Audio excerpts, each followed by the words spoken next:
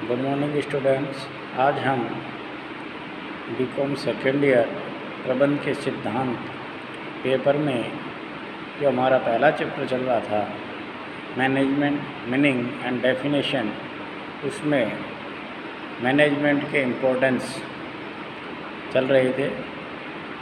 व्यावसायिक दृष्टि के आधार पर जो महत्व थे वो आप लोगों को समझा दिए गए हैं।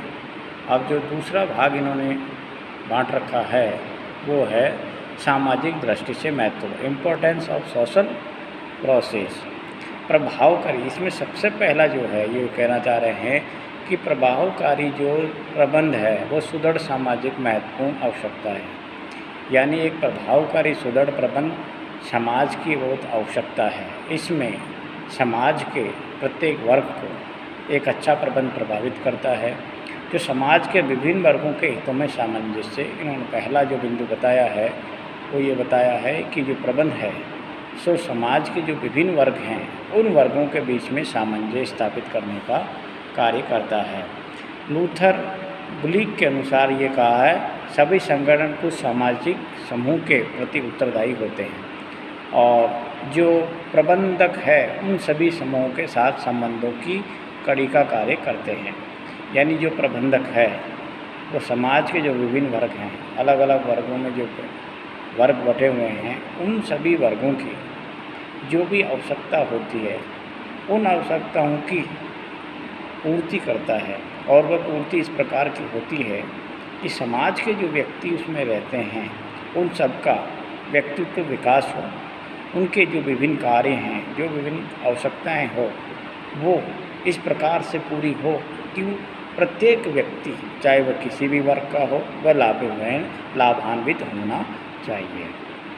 इसलिए लूथर गुलिक ने कहा कि समाज के जो विभिन्न वर्ग हैं जो अलग अलग समूह में बटे हुए हैं उन सब के प्रति प्रबंध का ये दायित्व बनता है कि वह उन सब का समुचित व्यवस्था के हिसाब से, उनकी आवश्यकताओं के हिसाब से वस्तुओं और सेवाओं का उत्पादन करे और वो उत्पादन उनकी आवश्यकताओं के अनुसार सप्लाई करवाए। और सप्लाई करवाने के पश्चात जब वह समाज के विभिन्न जो वर्ग हैं वो वर्ग जब उसका उपभोग करेंगे तो उपभोग करने वाले प्रत्येक व्यक्ति का जैसा वो उपभोग करने से अपनी आत्मसंतुष्टि चाहता है, यानी अपनी आवश्यकताओं को पूर्ति करने के लिए उसने वस्तु या सेवा को क्रय किया है, वह सभी पूर्ण होनी चाहिए। और जब वह इन वस्तुओं या सेवाओं का उपभोग करेगा तो उपभोग करने के पश्चात उसकी आत्मसंतुष्टि होनी चाहिए, जिससे उसके व्यक्तित्व का विकास हो और वह एक समाज में अच्छा विकास कारक पुरुष बन सके और देश के राष्ट्रहित में योगदान दे सके। इसलिए प्रबंध जो है वो एक सुदृढ़ प्रभावकारी प्रणाली के रूप में समाज के विभिन्न वर्गों के बीच में सामंजस्य स्थापित करता है। दूसरा जो बिंदु है ये कहते हैं वस्तु एवं सेवाओं की भूमिका या वस्तुओं और सेवाओं की उपलब्धि। प्रबंध जो है बाजार में जो ग्राहक हैं, समाज के जो विभिन्न वर्ग हैं, उनकी आवश्यकता के अनुसार वस्तुओं और सेवाओं का उत्पादन करके उनकी सप्लाई या पूर्ति करवाता है, जिससे उनके बीच में मांग और संतुलन का जो वक्र है वो बिल्कुल संतुलित रहे और आवश्यकता अनुसार वो वस्तुओं और सेवाओं का उपलब्धि आसानी से हो सके। ये प्रबंध से ही संभव है। तीसरा है रोजगार की उपलब्धि। जब जो प्रबंध है वो एक सुव्यवस्थित व्यवस्था से काम करेगा तो मांग पूर्ति बढ़ने के साथ साथ वह लोगों को रोज़गार देने में भी सहयोग करेगा। जीवन स्तर में उनमें सुधार होगा। जब लोगों को रोज़गार मिलेगा, लोगों के व्यक्तित्व में विकास होगा, लोग अपने वहाँ पर क्या है कि अपना आवश्यकताओं की वस्तुओं को क्रय करेगा और उनका उपभोग करेगा, जिससे उनके क्या है जीवन स्तर में सुधार आएगा। सामाजिक सांस्कृतिक मूल्यों की रक्षा होगी। जो समाज के कुछ मूल्य हैं, सामाजिक सांस्कृतिक जो मूल्य हैं, उन मूल्यों को वो पहचानेगा और अपने उसमें योगदान चाहेगा। और छठा जो कहता है सामाजिक उत्थान में योगदान। प्रबंध जो है समाज का जो ऐसा वर्ग जिसका अभी तक उत्थान नहीं हुआ है, वो पिछड़े की श्रेणी में है, तो उनको प्रबंध जो है मांग एवं पूर्ति के अनुसार वस्तुओं और सेवाओं की उपलब्धि करवाकर उनके ज्ञान में वृद्धि करेगा, उनके व्यक्तित्व विकास में वृद्धि करेगा, जिससे उनका उत्थान होगा और वह भी समाज के अच्छे वर्गों की श्रेणी में गिने जाएंगे और समाज में कुछ अच्छा योगदान करेंगे।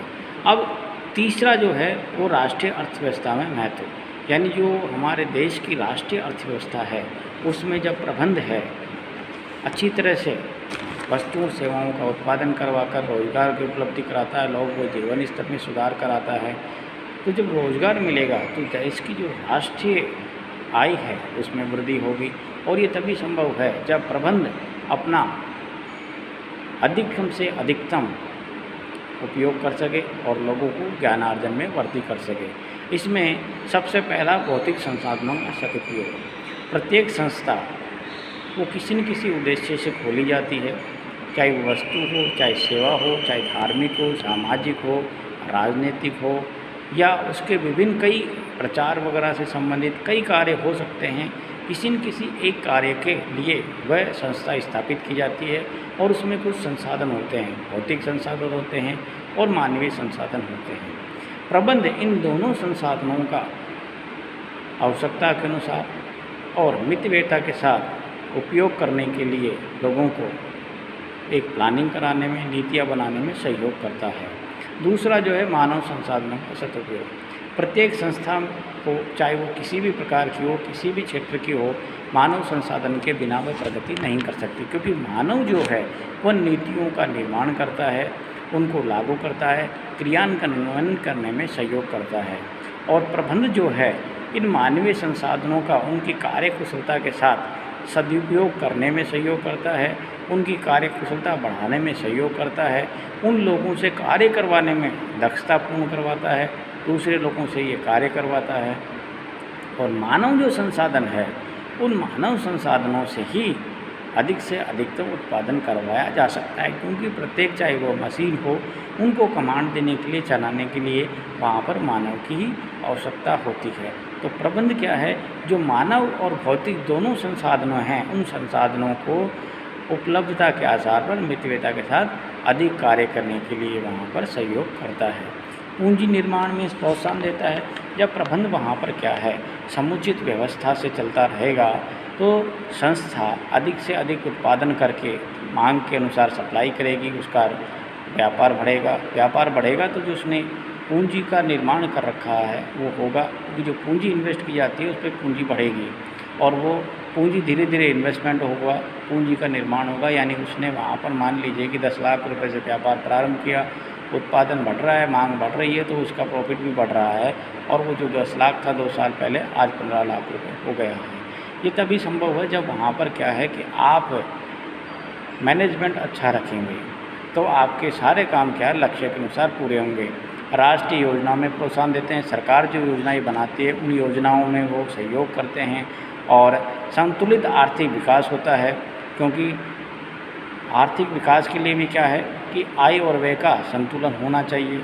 और जो राशि है, चाहे वो नगद में हो, तरल पदार्थ में हो, किसी में भी हो, उसका भी यहाँ पर क्या है कि जो कहते हैं कि रोक प्रवाह वो बना रहना चाहिए, रोकड़ प्रवाह भी बना रहना चाहिए। लेकिन जब आर्थिक गतिविधियाँ सब जो चलेगी तभी तो वहाँ पर रोकड़ का आना और जाना प्रवाह आसानी से होगा। लेकिन ये सब प्रबंध से ही संभव है।